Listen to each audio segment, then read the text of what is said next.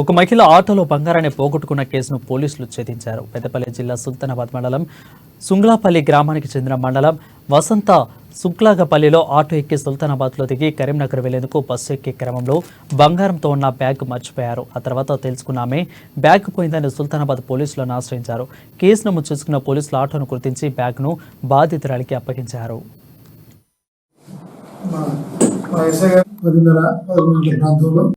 Sultanabad bus స్టాండ్లో మండల వసంత అనే ఆమె సుగ్లాంపల్లి అనే సుల్తానాబాద్ మండలంలో ఉన్నటువంటి ఊరది.